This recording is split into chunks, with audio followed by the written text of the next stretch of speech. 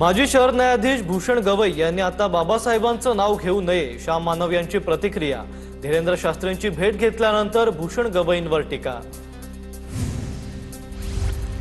श्याम मानव यांना कुणी विचारत नाही म्हणून काहीही वक्तव्य करतात, त्यांना केवळ प्रसिद्धी पाहिजे। माजी सरन्यायाधीश भूषण गवई यांच्यावर केलेल्या टीकेवरून फडणवीसांचं प्रत्युत्तर। शिवरायांच्या इतिहासाची मोडतोड करण्याचं कारण काय? शिवरायांवर बोलत असताना फडणवीसांनी थांबवायला हवं होतं। अकलेचे तारे तोडलेल्या बागेश्वर बाबाच्या वक्तव्यावरून संजय राऊतांची टीका। चुकीचा मेसेज जाऊ नये म्हणून बागेश्वर महाराजांना थांबवलं नसेल संजय शिरसाट यांचं वक्तव्य, तर राऊतांना बोलण्याचा नैतिक अधिकार नाही। शिवरायांच्या इतिहासाची मोडतोड केल्यावरून राऊतांच्या टीकेवरून बन यांची प्रतिक्रिया। धीरेंद्र शास्त्री बालिश बुद्धी, या बुवाला नेत्यांनीच मोठं केलंय। सत्तेतले लोक बाबाच्या पायाशी लोळण घेतात म्हणूनच भोंदूची मस्ती वाढली आहे। विजय वडेट्टीवारांकडून सडकून टीका। बागेश्वर बाबाचं मनुवादी पुरुषी मानसिकतेचं लक्षण। बागेश्वर बाबा मनुस्मृतीचंच आधुनिक व्हर्जन। राजकीय व्यासपीठावर अशी वक्तव्य करणं हेच का नारीशक्ती वंदन? रोहित पवारांचं बागेश्वर बाबा विरोधात ट्विट। रामदासांना छत्रपती शिवाजी महाराजांचा गुरु सांगणं ही विकृती। समर्थ रामदासांबाबत इतिहास अभ्यासक श्रीमंत कोकाटेंचं वक्तव्य। श्रीमंत कोकाटेंची धीरेंद्र शास्त्रींवरही टीका। भंडाराच्या प्रत्येक तालुक्यात काँग्रेस शेतकऱ्यांना घेऊन आंदोलन करणार। धान खरेदीची मर्यादा न वाढवल्यानं शेतकरी आक्रमक। छत्रपती शिवाजी महाराजांबद्दल अवमानकारक वक्तव्य केल्याचं प्रकरण। धीरेंद्र शास्त्री आणि आमदार संजय गायकवाड यांचा संगमनेर येथे निषेध। आंदोलकांनी जोरदार घोषणाबाजी करत फोटोला जोडे मारत दहन केलं। नागपूरमध्ये संभाजी ब्रिगेडकडून धीरेंद्र शास्त्रींच्या निषेधार्थ आंदोलन। मराठा सेवा संघ जिजाऊ ब्रिगेडकडून आंदोलन करत बागेश्वर बाबाचा निषेध। बदलापुरात राष्ट्रवादी पदाधिकाऱ्यांनी बागेश्वर बाबाचे पोस्टर पायदळी तुडवले। भोंदू बाबा म्हणत स्कायवॉकच्या पायऱ्यांवर लावले पोस्टर्स। बागेश्वर बाबाचा कडेकोट करण्याची मागणी। बागेश्वर बाबांना शिवरायांबद्दल केलं होतं वादग्रस्त वक्तव्य। जळगावच्या 40 गावात पुरोगामी संघटनांचा एल्गार। गायकवाड आणि बागेश्वर बाबांविरोधात आंदोलन। गायकवाड आणि बागेश्वर बाबांविरोधात जोरदार घोषणाबाजी करण्यात आली आहे। धीरेंद्र शास्त्रींना माझ्याशी डिबेट करावं, मी धीरेंद्र शास्त्रीला त्याची लायकी दाखवून देईन। धीरेंद्र शास्त्रींना करुणा मुंडेंचं आव्हान। 4 मुलं जन्माला घाला, त्यापैकी एक RSS मध्ये पाठवा। बागेश्वर बाबाचं अजब वक्तव्य। तर 4 मुलं जन्माला घाला म्हणता पण स्वतः लग्न केलं नाहीत। एक मूल भारतीय सैन्यात पाठवा असं बाबा का नाही बोलले? राऊतांची टीका। शिवरायांवर बोलण्याआधी राऊतांनी माफी मागावी। भाजप प्रवक्ते नवनाथ बन यांची मागणी। बागेश्वर बाबाच्या वक्तव्याचा निषेध, पण राऊतांना नैतिक अधिकार नाही। नवनाथ बन यांचं संजय राऊतांना उत्तर। सोलापुरात धीरेंद्र शास्त्री विरोधात संभाजी ब्रिगेडचं आंदोलन। धीरेंद्र शास्त्री यांच्या फोटोला शेणाच्या पाण्यानं आंघोळ घालत भविष्यात तोंडाला काळं फासण्याचाही इशारा। बागेश्वर बाबाला महाराष्ट्रात बंदी घाला। बागेश्वर बाबाच्या प्रतिकात्मक फोटोला जोडे मारून काँग्रेसचं अमरावतीत आंदोलन। सरकारकडून बाबांना प्रोत्साहन दिलं जात असल्याचा काँग्रेसचा आरोप। महाराष्ट्रासाठी 106 हुतात्म्यांनी रक्त सांडलंय। मराठी विरोधी गटावर मुख्यमंत्र्यांनी कारवाई करावी। संजय राऊतांची मागणी। संजय राऊतांनी पहिल्यांदा सकारात्मक भूमिका घेतल्याबद्दल धन्यवाद। मराठी अस्मितेला ठेच पोहोचत असेल तर सर्वांनी एकत्र यायलाच हवं। संजय शिरसाटांचं आवाहन। कल्याण डोंबिवलीतील मराठी सक्तीवरून राजकारण पेटलं। संप करून प्रवाशांना त्रास दिल्यास शिवसेना स्टाईलनं धडा शिकवू। आमदार राजेश मोरे यांचा अमराठी रिक्षा चालकांना इशारा। कोल्हापुरातील गोकुळ दूध संघात सुरू असलेल्या वादात आता शिंदेंची शिष्टाई। कोल्हापुरातील महायुतीच्या नेत्यांसह शिंदे फडणवीसांना भेटणार। मुख्यमंत्र्यांच्या निवासस्थानी मंगळवारी बैठक होणार। गोकुळच्या कारभारावरून भाजप आणि राष्ट्रवादीमध्ये वाद। भोंदू खरातला 6व्या गुन्ह्यात 14 दिवसांची न्यायालयीन कोठडी। खरातला न्यायालयीन कोठडीत धोका। सरकारी पक्षाचा युक्तिवाद। आरोपीचा ताबा आजच पोलीस यंत्रणेला हवा अशी कोर्टाकडे विनंती। तपास यंत्रणा आजच पुढील तपासासाठी खरातचा ताबा घेण्याची शक्यता। खरातनं हवेतून काजू कतली काढत पोफळेवर अंधश्रद्धेचं जाळं टाकल्याचं समोर। 2017 मध्ये पोफळे भेटीसाठी आले असता खरातनं हातचलाखी केल्याचं उघड। आई वडिलांच्या मृत्यूची भीती दाखवत पूजेच्या बहाण्यानं खरातनं पोफळेकडून 8 कोटी उकळलेत।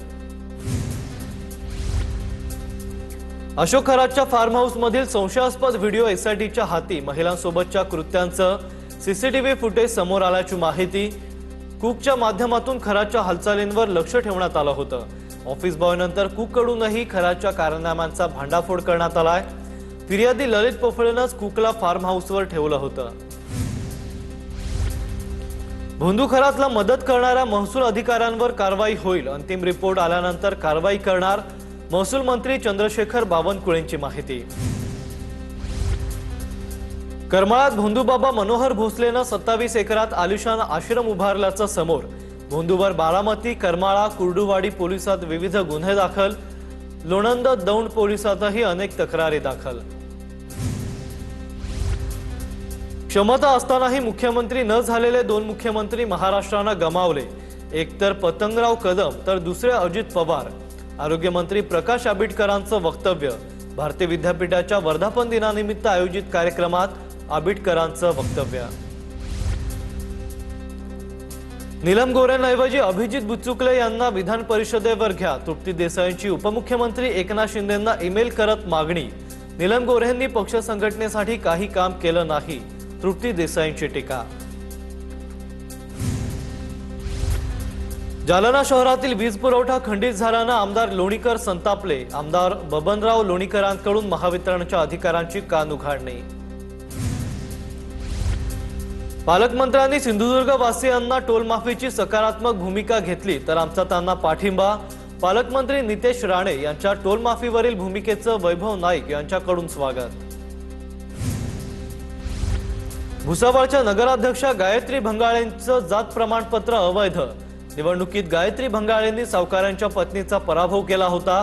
गायत्री भंगाळे यांना थेट अपात्र ठरवलं जाण्याची शक्यता। राज्य सरकार शेतकऱ्यांना मोठा दिलासा देण्याची शक्यता। फडणवीस सरकार शेतकरी कर्जमाफीच्या तयारीत असल्याची सूत्रांची माहिती।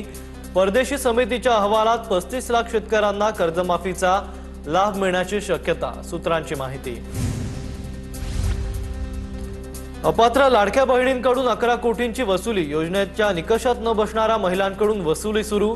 राज्यातील 12,915 लाडक्या बहिणी अपात्र तर नोटिसा दिल्या असतील, मात्र अद्याप कुठेही वसुली सुरू नाही, मंत्री शिरसाट यांची माहिती।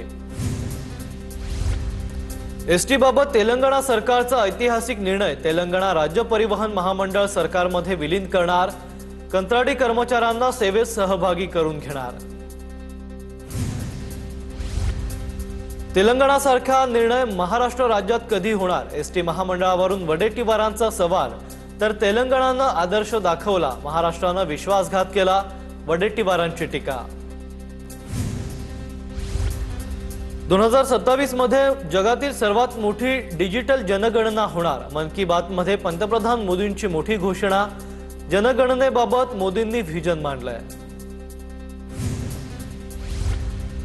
टीसीएस प्रकरणात फरार निदा खानचा आरोपींशी संपर्क कायम। तपासातून कॉल डिटेल्स मधून निदा खान आणि आरोपींचं कनेक्शन उघड।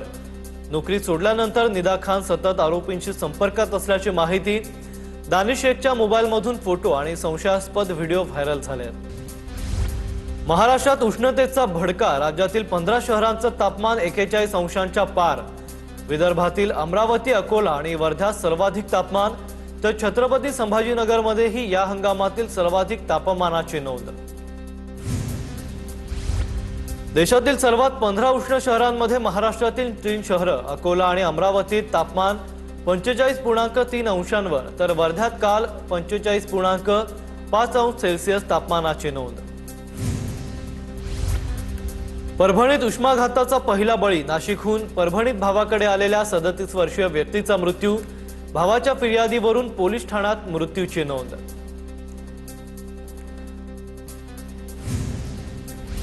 जालन्यातील रांजण गावात जलजीवन मिशनच्या पाईपलाईन आणि पाण्याच्या टाकीचं काम पूर्ण। पाणी टंचाईच्या झळा सोसाव्या लागत असतानाच गावकऱ्यांकडून अर्धनग्न आंदोलन।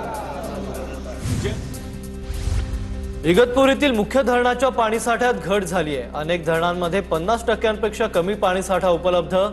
मुंबईलाही पाणी पुरवठा करणाऱ्या इगतपुरीतील वैतरणा धरणात 49% पाणीसाठा।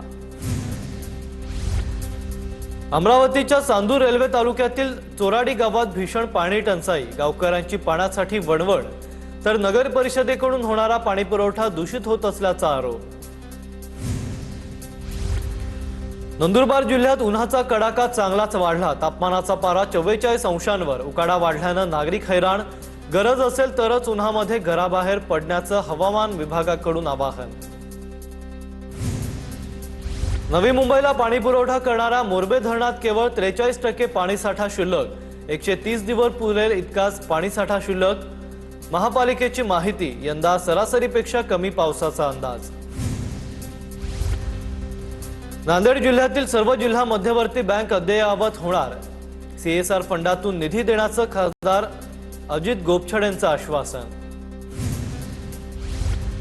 नागपूर जिल्हा वकील संघटनेच्या अध्यक्षपदी प्रकाश जयस्वाल तर सचिवपदी अनिल गुल्हाने। निवडणुकीच्या निकालानंतर पदाधिकाऱ्यांकडून गुलाल उधळून विजयोत्सव साजरा।